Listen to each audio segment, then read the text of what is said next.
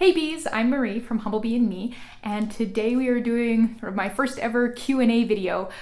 You guys seem to be really excited about me doing these, so I started asking you for questions and you were awesome and you gave me tons of questions. And so here we are. Before we dive into today's video, I wanted to just do a quick overview of how I'm collecting questions. This time around I did a Facebook post and a Patreon post and just asked for questions in the comments section. But in general, if you sort of want to leave them as replies to other Q&A videos, so down there for this video would be a really great place, or as put them on my Facebook page. And what I'm doing is I'm just collecting them all into an Evernote document of just like Q&As for videos, and then when it comes time to do a video, I'm just gonna sort of pull some from there. And yeah, so it's not like if your question didn't get answered 1 month, that it's off the docket, it's still in that document, but I also can't promise that I'm always going to answer every single question or that I'm eventually going to get your question, because I think chances are there will be more than I can keep up with without making my channel entirely just a Q&A channel, which I think would probably be, get a little old for all of us. But yeah, let's dive in. So my first question is the first one that I got on YouTube when I sort of broached this idea. I don't think I'm going to pronounce this username correctly. I'm not even sure if it's supposed to be said out loud, but I'm getting Zitlalicker out of it.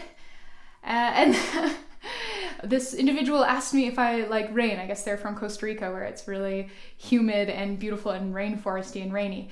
So I do like rain, but I live in a part of the world where we get very little rain. The way we get rain is we get rain in amazing thunderstorms. And so to me, rain is summer. There's nothing to me more sort of like electrifying and wonderful than, you're out on a summer day and you start to see the big thunderclouds roll in, and assuming you're not, out on the river or something, you're not outside and you're going to be stranded, you can just retreat indoors and you can smell it in the air, and the wind starts to kick up, and then just, and it's just, the rainstorms here are really intense, but typically quite short, with amazing thunder and lightning, and sometimes they happen in the middle of the night and they just wake you up, and you can go on Twitter and you tweet about it and you're like, hey, A+ storm, #YYC, and then a bunch of other people are like, yeah, it is an amazing storm, and we just have amazing thunderstorms here. So I really like that kind of rain.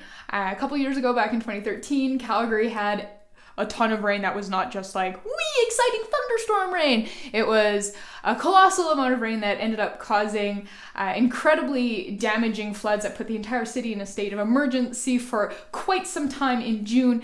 That kind of rain was sort of less awesome. I remember cycle commuting to work in that and showing up to the office every single day looking like a drowned rat.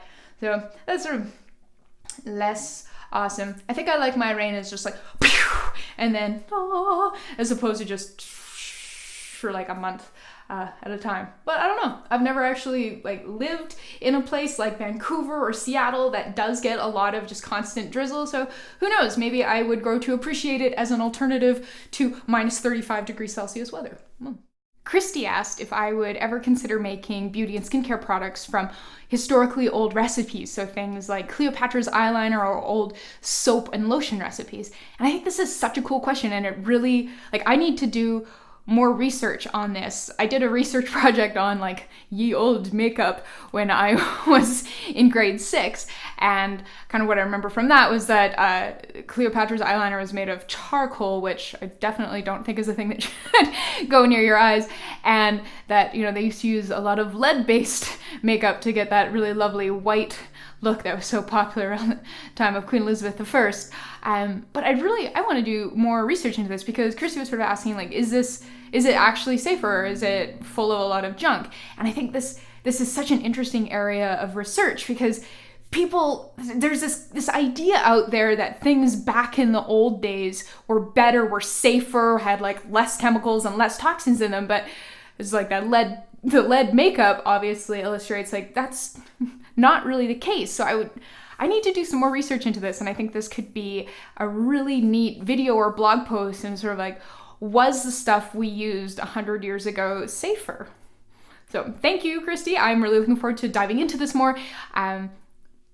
if you guys have any amazing resources that you think I should begin perusing for my research, I would be absolutely happy to hear about them in the comments section below. So yeah, I don't know, I'm feeling really inspired about this research piece, so thank you. Zill asks, what are some of your pet peeves for questions? I definitely don't want to seem peevy about getting questions. I definitely want to encourage question asking and learning and critical thinking. But I have to say it is really frustrating when I get questions about something that has already been answered like really obviously in the associated piece of content. Like in every single video at the end of it, I talk about how you should visit the associated post on my blog, which is directly linked in the description box for information on substitutions, where especially recently, I've got like a bulleted list of information on substitutions that you can make at the bottom of them. And I still get a ton of questions about substitutions when it's like, it's right there. And it takes me, 2 weeks maybe to get you an answer, depending on how busy I am at any given time, when you could have had your answer in like 45 seconds if you'd sort of clicked through. So I don't know, if it seems like a really obvious thing, I can't recommend checking out the blog post and my FAQ enough. I really do try to keep on top of the FAQ. When I realize that I've gotten a question a couple times, I'll go and write it up in the FAQ so that it's there for you. So my FAQ is actually pretty awesome. So yeah, if you really want fast answers to your questions, I can't recommend checking out the FAQ and the written blog post enough. And make sure you click on the links in the blog post as well, because sometimes one of the questions I get a lot is about, can I use beeswax instead of emulsifying wax? So now whenever I do a lotion recipe, it says like, calls for emulsifying wax, and then in brackets it says not beeswax, and that's actually a link. And so you can click on that, and then it'll take you to like a really big long thing on like why not beeswax. So you can learn a lot by just like clicking on links instead of asking me and then waiting a couple weeks to get your answer. So yeah. Anastasia asked for a concise guide to substitutions. And honestly, that's impossible. Not with the word concise in there, at least. You could probably make a guide, but it would be very, very, very long. When you want to make substitutions and you want to sort of have a way to really come at it from a more critical problem-solving way, you want to learn how to think about them. So I figured that's what we would chat about today. So when you're making substitutions, you need to understand the ingredient that you want to replace and what it's doing in the formula that you want to make. And so for this thought example, we're going to take a look at BTMS 50. So BTMS 50 is a cationic, positively charged emulsifying wax. So it does a couple different jobs in our products. Because it's a solid, it does contribute some thickening. Because it's a complete emulsifier, it functions as a complete emulsifier in a product. So if you're making like a hair conditioner or a lotion, it can function as our sole emulsifier. And then it also contributes the cationic element for conditioning and wonderful feeling hair and skin and whatnot. So there's sort of 3 different jobs. So say you're making a lotion, and this is just a lotion. You could use a different emulsifying wax from BTMS 50 as long as it was complete. Yes, you would lose that cationic element, but in many lotions, that's really not a concern for people. So you could use emulsimols or Polawax or Retamulse instead and get very much the same product. It would have a slightly different finish because BTMS does have a really nice like powdery, kind of dry-ish finish, whereas Polawax and emulsifying wax NF are sort of less so, but the recipe wouldn't fail. But then if, say, we were looking at a hair conditioner where we're using BTMS 50 as both our emulsifier and as our conditioner. If you used a different emulsifying wax for the BTMS 50, you would need something else to bring that conditioning element. So you could use like a polyquat or a honeyquat to bring that conditioning element to the conditioner. Now, of course, this isn't going to be exactly the same, but at least you've replaced the 2 jobs of the BTMS 50 that it was playing in this, and of course the thickening, because the other emulsifying waxes do that too. But then if, say, you're looking at something like my conditioning beard balm recipe, where the BTMS 50 is in there because it is an oil-soluble conditioning agent. You can't just use a different emulsifying wax for that, because the fact that it's emulsifying isn't why we're including the BTMS 50. It's sort of a nice side benefit if you happen to apply it to a damp beard, but we're including it for the conditioning. And then you can't just use like honeyquat instead of BTMS 50 in an anhydrous product because it won't emulsify. So that starts to be a place where, you could use a different emulsifying wax instead of BTMS in some things, but you can't use it in other things. So that's sort of a way to start to think through how to make substitutions. And honestly, sometimes you're going to come up against something you're like, oh, I can't substitute this. The part of this ingredient and the way in which it functions is a core to the success of this recipe. And yeah, that's a bummer for sure, but I'm sure you probably, if you like to cook, you visited like a recipe website and you've been reading through the reviews on a recipe and you get to this one, it's like 1 star and all the other ones are like 4 stars, 5 stars, 1 star. I used applesauce instead of canola oil, and I used coconut flour instead of all-purpose flour, and I used stevia instead of sugar, and I used curry powder instead of cinnamon, and this was disgusting. And you're sort of going like, well, yeah, you can't give this recipe 1 star. You didn't even come close to making this recipe. So yeah, that's kind of how you want to start to think about how to make substitutions and how to choose other ingredients. What do they do and what does it bring to the final product? And then can you replace that? I also have done a bunch of guides on substitutions of specific things like essential oils and carrier oils. So I'm going to throw links to those in the description box below because they have handy charts and tables and like guides, and it's useful. Zill asked if I prefer to harden or thicken products using solid butters like cocoa butter or waxes, and then sort of how that affects the final product.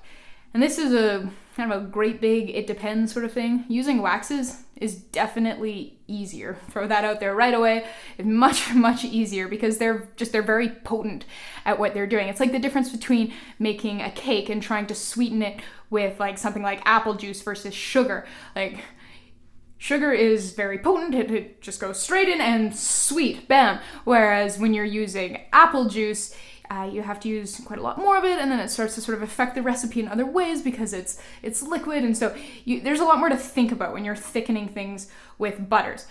Butters also have quite a significantly lower melting point, so I find that recipes that are entirely thickened with oils and butters can be very frustrating for readers because when they are a good consistency for me and where I live is fairly chilly.